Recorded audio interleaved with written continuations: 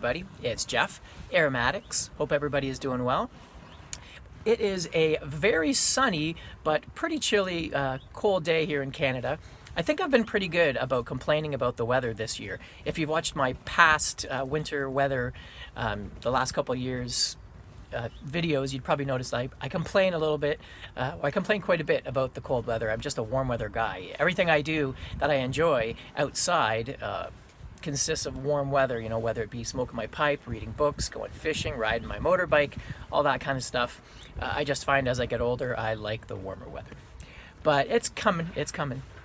Anyway, while I'm out here, I figured I would do a pipe tobacco review on a tobacco that I've seen quite a few times for sale, but I have not seen anybody review it yet. It always looked interesting, but I just never pulled the trigger on it, and that would be, I just dropped it, Gawith and Hoggarth's Bob's Square Cut.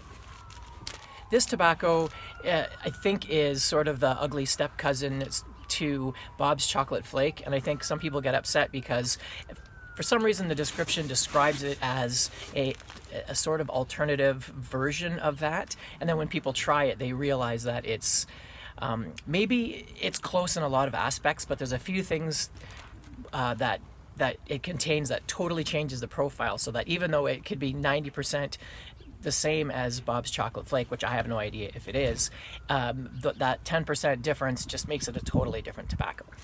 So what is this tobacco?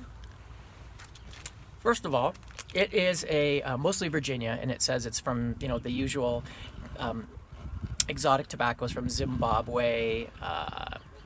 Off by hand now, I can't remember, but African, I think, some pretty exotic tobaccos that Gawith and Hoggarth usually uses, as well as some dark air cured for some body and a little bit of Latakia as well.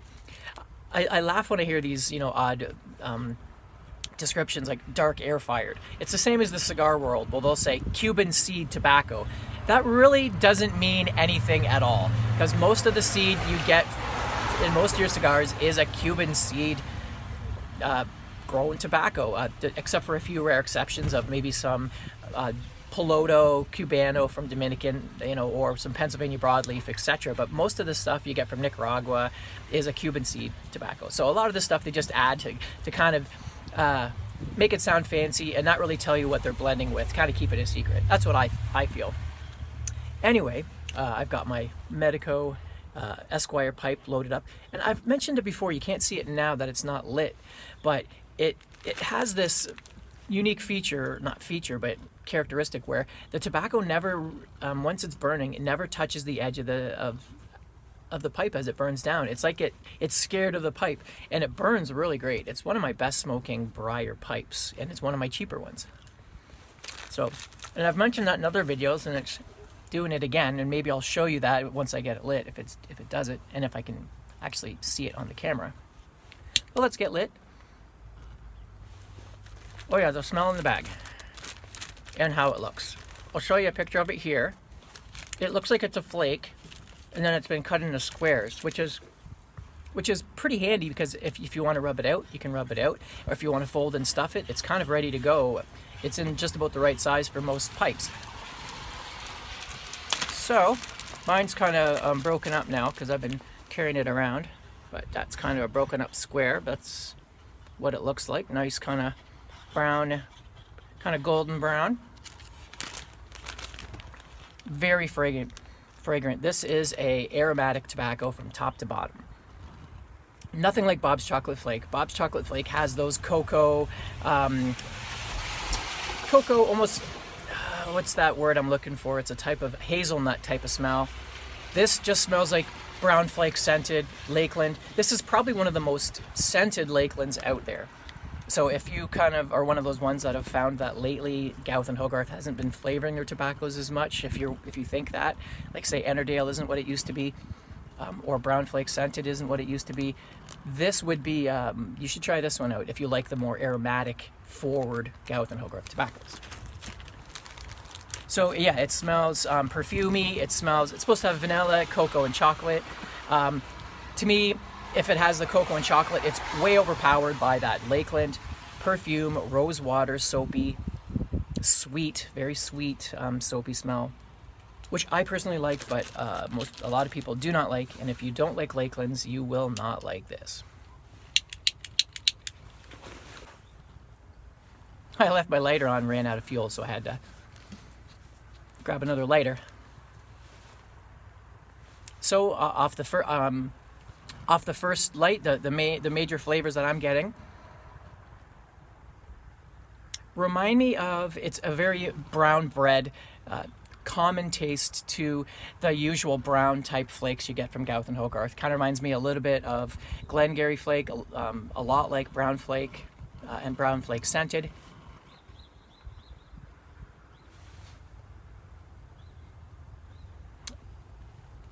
And then the toppings are rose water, very sweet, sweet and perfumey.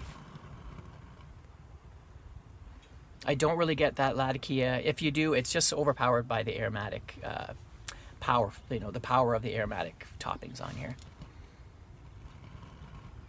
Burns very good. Now, I personally, I'm starting to realize that most of the Gawith and Hoggarth tobaccos that I like have their proprietary dark-fired tobacco, or the dark-fired Virginias, or the dark-fired Burleys, like the Ropes, Coniston Cut Plug. But there's stuff that's more Virginia forward. I'm not really, I find them just too generic. What's saving this for me is that topping. I do enjoy it.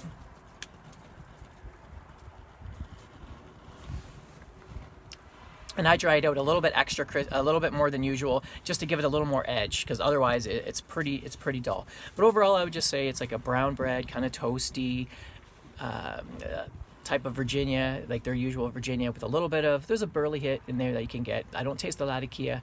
And those Lakeland type of flavors, very similar to brown flake scented, but just maybe even and up a little more. So I guess I'm going to leave it at that. There you can maybe see that, I don't know, the tobacco around the edge is just not touching the pipe. It just kind of balls up into like a little cone and just works its way down. It's pretty neat. Anyway, have any of you out there tried this Bob's Square Flake? What do you think of it? And I'd be curious to know. And how would you compare it to Bob's Chocolate Flake? Would you even, is it close? I don't think so. But good in its own right if you like these type of aromatic tobaccos. All right, I guess I'll let you go now, and I'll see you on my next video. So till then, Aromatics, signing out.